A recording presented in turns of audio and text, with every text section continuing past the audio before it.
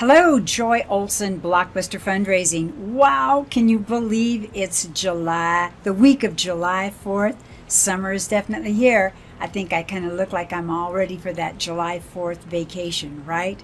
Well, I thought that this would be fun to have something kind of light and lively. So I thought, I saw this fun, inspirational ABCs of summer fundraising from GiveGab, and I wanted to share it with you. So let's have some fun. The ABCs of summer fundraising. A is for amplify. What should you amplify? Amplify your giving profile.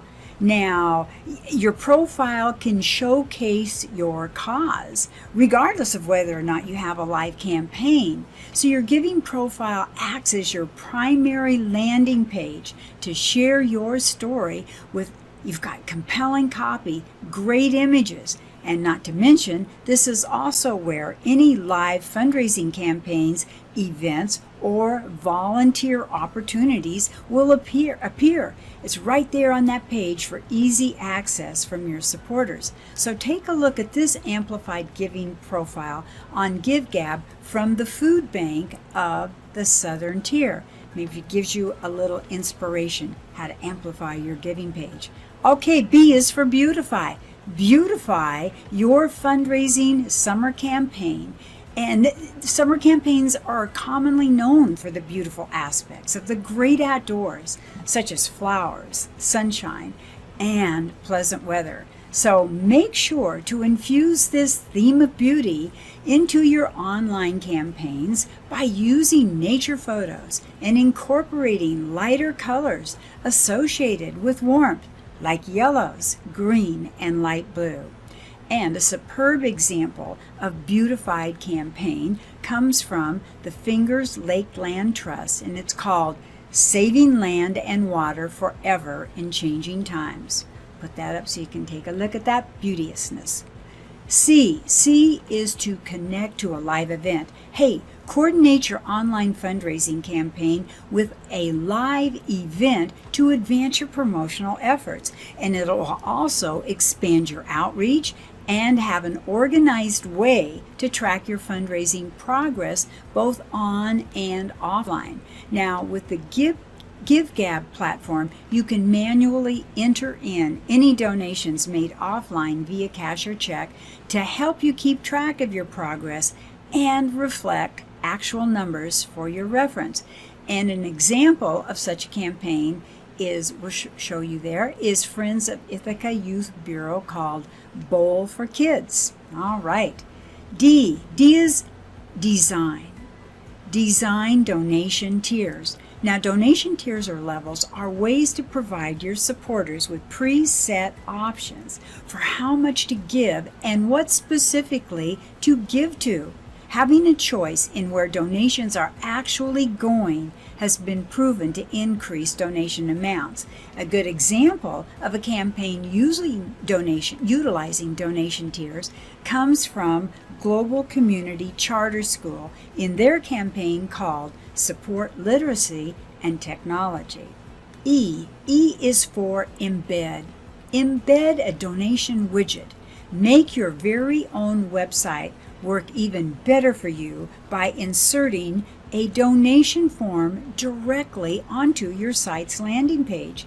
And you can have all the beauty of your software's interactive donation form, especially if you use GiveGab, available from the comfort of your nonprofit's URL.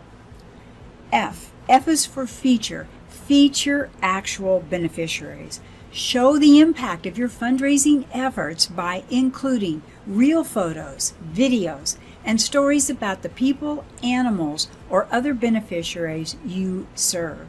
A prime example of this comes from the Fingers Lakes Land Trust from their campaign, Saving Land and Water Forever in Changing Times.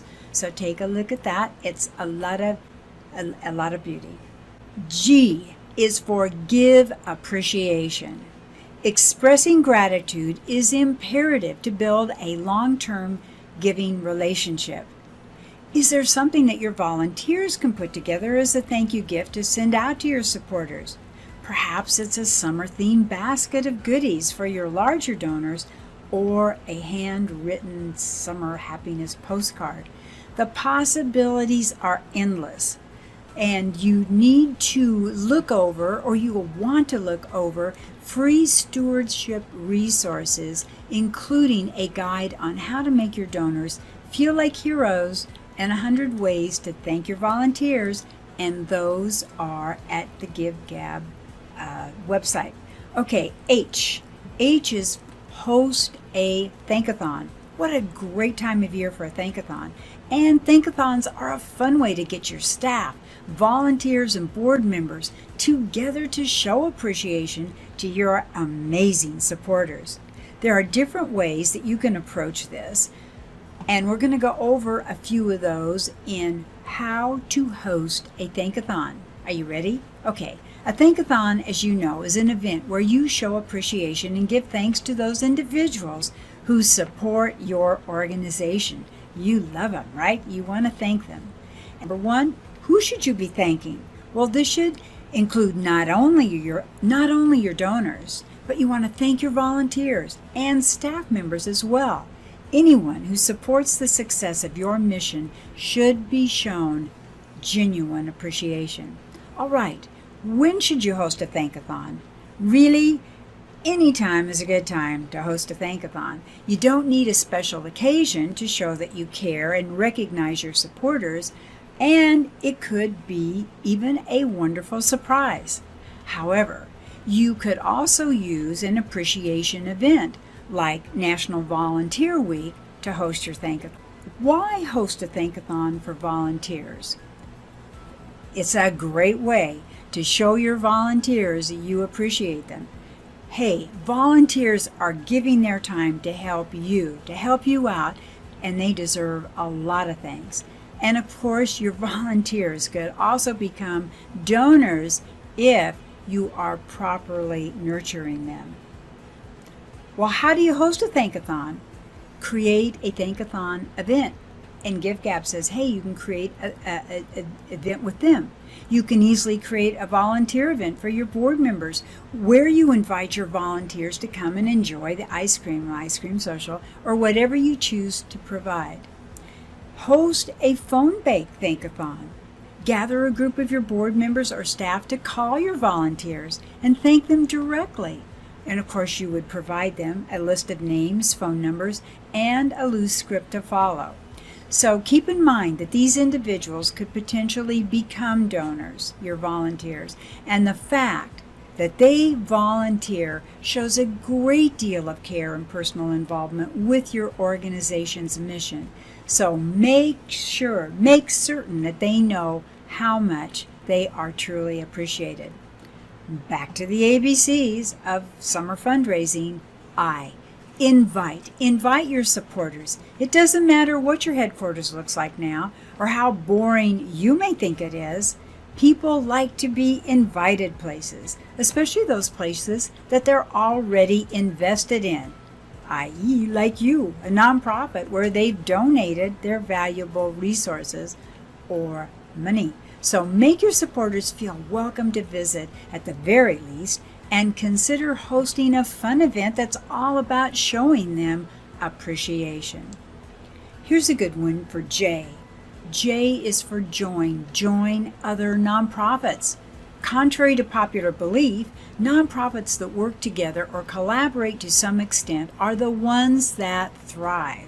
Those that realize that this sector isn't a space of competition and embrace collaboration see remarkable benefits. So there are 4 reasons really why nonprofits who collaborate are more successful. Let's look at those. Here we go.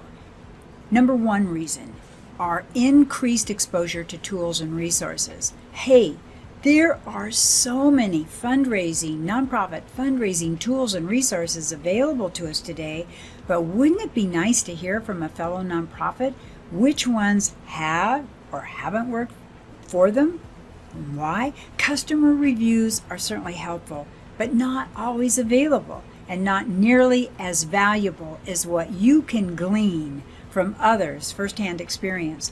So learning how to use new tools also becomes much easier when you have access to the expertise of others within our nonprofit sector. And most are more than willing to help you out.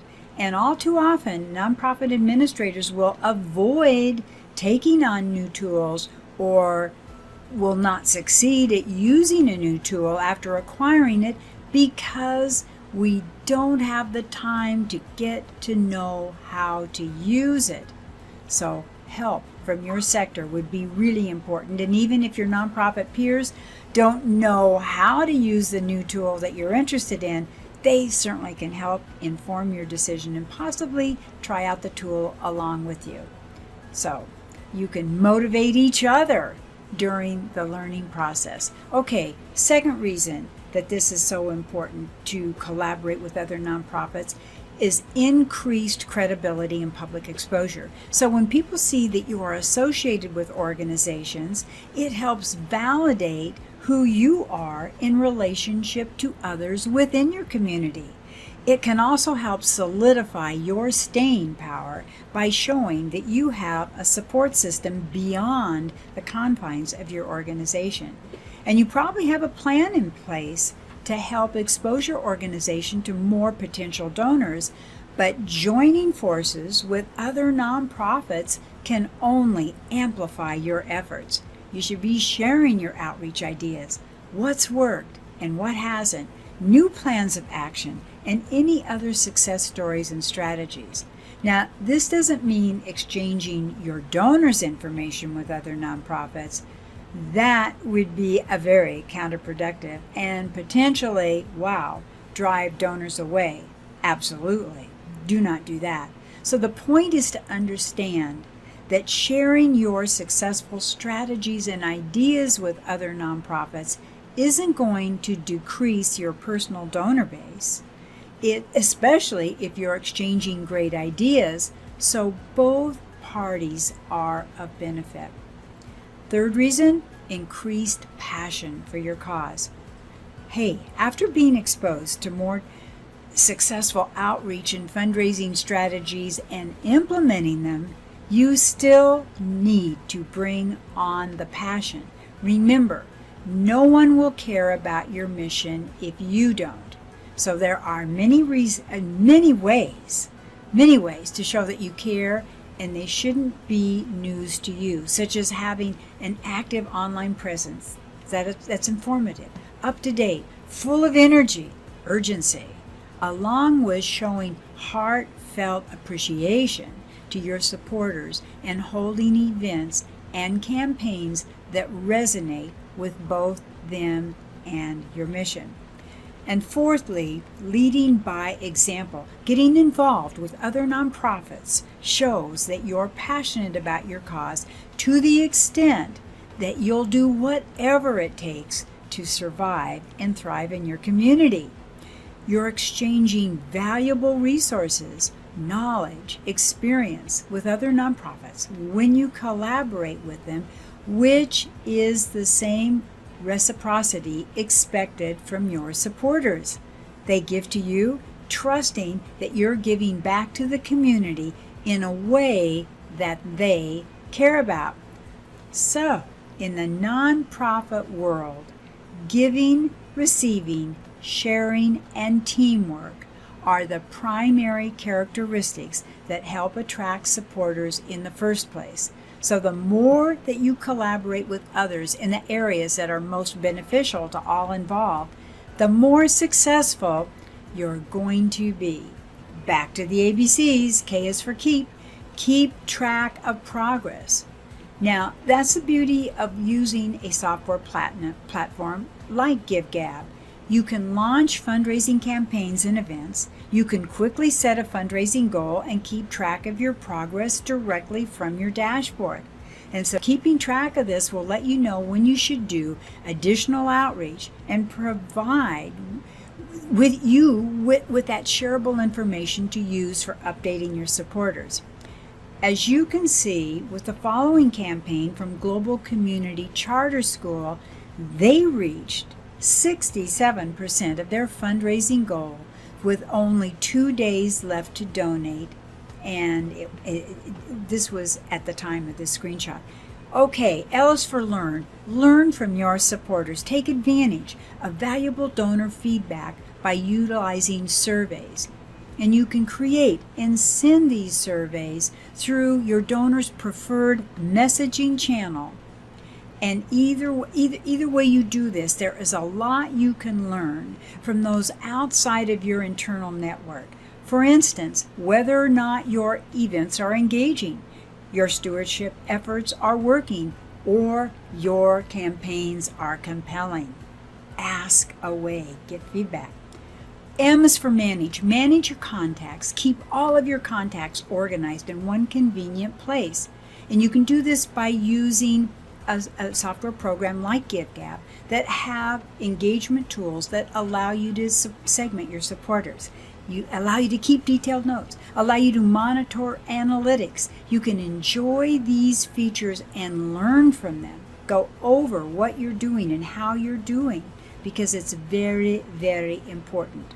So remember that you really want to have central, organized data, and you want to go over it. N, narrate your story. Is your nonprofit's current story just some factual background information? Or do you have a compelling narrative that pulls at the heartstring of those who read it? If your story could use some work, we've got a storytelling template with the intent to make your story shine as bright as possible. This is going to help you captivate a larger audience and bring in more support. Okay? You want to start it this way. Once upon a time. Once upon a time, there was a library in desperate need of repair. Although the local community loved frequenting this library and greatly benefited from the services it provided them, the building was in shambles, preventing certain events from occurring there and causing members of the community to feel uncomfortable visiting. Secondly, every day, community members inquired about the status of their dear library, wondering when, if, or ever it would receive the repairs it so desperately needed. Next, thirdly, then one day,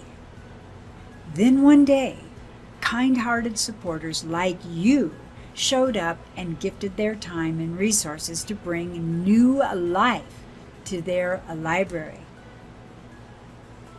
Because of that, the library was a safer and more enjoyable place for members of the community to visit. Because of that, more programs were able to occur at the library, and the number of community members benefiting from those programs steadily increased until finally, supporters like you helped completely repair the library, making it one of the safest and most popular places to visit in the entire county. Pretty cool, huh? You can use those phrases. O is for open more possibilities, because you can create an unlimited number of fundraising campaigns and events. You can launch several specific and targeted campaigns instead of having only one available. Now, studies have revealed that breaking up one broader campaign into 5 smaller targeted ones actually helps counteract donor fatigue and increasing incoming support. So don't be afraid to break up that big one into 5 smaller ones. P, personalize. Personalize your messaging. Create personalized messages that your donors receive following their donations. So you can take this even further when you want to give a special thank you to certain supporters and include specific things about how much they donated or what cause they contributed. Q. Q is for question. Hey, question your strategy. How successful was your last campaign? And what could you do to make improvements or replicate the same success you had in the past? You want to take a look at your campaigns, and you can take a look at campaigns of others that maybe use the same platform or the GiveGab platform, and question how can you implement aspects of their strategy to improve your own. All right, the GiveGab page, they keep a nonprofit champion wall of fame where you can see all of the fundraising campaigns that have reached or exceeded 100% of their fundraising goals. You might want to take a look there for some great inspiration. R. R is for recruit. Recruit fundraisers or fundraising campaigns. Fundraisers are those individuals who volunteer to raise money on your nonprofit's behalf. They're golden. So now GiveGab refers to those people as fundraising champions because they believe that those folks deserve to feel like champions for what they're doing. Well, we all do, right?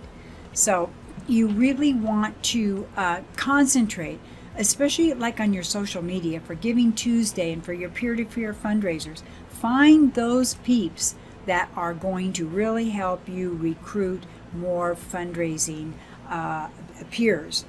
All right, S is for segment. Segment your supporters. How often do you hear this? And in case you're not convinced of the importance of segmentation, you can certainly learn by why segmenting donors improves engagement, this blog. And in fact, I thought I would go over a little bit of this. I know I harp on segmentation all the time, but listen. Nonprofits who segment their donors see improved engagement and increased support for their fundraising efforts. And for those who don't already know, this is because when you segment or separate your donors into different categorical groups, you're identifying them in a way that lets you know how to better engage with them moving forward. And segmenting by giving frequency or amount, for instance, can allow you to send out messaging tailored specifically to those who tend to give very large gifts to those who give much less. So segmenting your donors allows you to do these following things. Number one, identify who your donors are. This is very important. You've got to know who your donors are. You've got to make them feel like you know who they are. You've got to personalize. How have they interacted with you? How did they first get involved with your organization? Do they have a specific cause that they respond best to? Figure that out. Know them. Secondly, determine your giving levels. Know what your giving levels are. What patterns are you seeing with average gifts? Are there any overlooked opportunities to encourage larger average gift from your supporters? That's an important question to ask yourself. Thirdly, create and send targeted asks. How important is that? Very. Now that you know who your donors are and what their average gift is, how can you best leverage that into increased engagement or giving? Ask yourself that question and figure out some answers. Fourthly, provide easier stewardship. That's what segmentation does. Use any visible patterns to easily provide stewardship to your supporters. Are they constantly participating in certain events? Make sure that they're the first one then to know about your next event, or just know what they like. And it's just going to really help. And then fifthly, segmentation builds better relationships. You want to use any of your segmentation tools to better learn who your supporters are and how you can foster a more powerful relationship with each one individually. Personalized communication tailored to their interests will further engage and encourage them to become even more involved with you and your cause. T is for thank. Everyone involved. Thank everyone. Don't limit your attitude of gratitude to your donors and volunteers. Make sure you're thanking everyone who helps keep your ship afloat. This includes staff, board members, community members who help spread the word, friends, family, and so much more. When in doubt, always be thankful. U is for understand. Understand your effective rate. Your effective rate for fundraising is essentially a cost-benefit analysis of how much you pay to raise money after factoring in whatever initial investment you made, amount raised, fees, and so forth. Hey, it's important to know the return on your fundraising investment so you can decide whether you're spending too much or too little. From whatever software you're using, calculate this. It's very important. GiveGab says that they've calculated effective rates for actual nonprofits, and you can go on their page and see this, effective rates for nonprofits. And to give you a synopsis, it says nonprofits on GiveGab typically end up paying under $1 to raise over $100, and they think that's great. And on GiveGab, it's easy to raise more when your supporters are engaged with a user-friendly platform. So be user-friendly, whichever platform that you use. And make it easy for donors and make it easy to enter their credit cards and to see what the fees are. All right, V is for value. Value your work.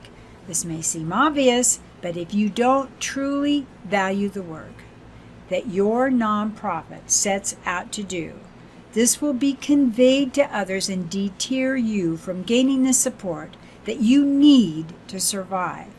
So make it a point to convey passion about the work you're doing so that everyone knows just how important it is. And it also helps to instill a culture of philanthropy within your organization that will transcend out to your community and beyond. W is for write. Write your campaign synopsis. Don't only talk about your campaign while it's happening. Tell the story of your campaign's glory. You can do this in the form of campaign updates, newsletters, email blasts, and social media campaign. Or do a combination of efforts. Include images or videos of the actual impact of the donors' dollars, giving your supporters something to feel very proud of. X is for X-ray vision of your supporters. You'll seem like a superhero when you're able to see beyond the surface of your incoming donations through proper segmentation, automation, and everything else you get when you're using a great fundraising and supporter management software like GiveGab. This means that you'll be able to send the right message to the right groups of people for maximum impact and improved long-term giving relationships. Y, yakety yak your results. After the success of your campaign, make sure you tell a compelling story about it and share that story everywhere. That means through email to all your supporters, board members, staff, and more, as well as through social media, a press release, and even local news outlets. Use those. Use your connection. And Z is for zero in on your next campaign effort. Dedicate time to really focus in on how you want to craft your next fundraising campaign and event, and establish realistic goals that you can share with your team. All right? Go have a wonderful summer, and I know you will, and have a great July 4th. This is Joy Olson of joyolsongroup.com and blockbusterfundraising.com saying thank you for having been here today. We go live every Tuesday, 1 p.m., and we are active on YouTube. Our Blockbuster Fundraising channel on YouTube has way more than 300 free fundraising video tips for you. We are having lots of fun on Instagram's IGTV. You can catch us there, and we hope to see you again next week. Bye-bye. Thanks so much for your time.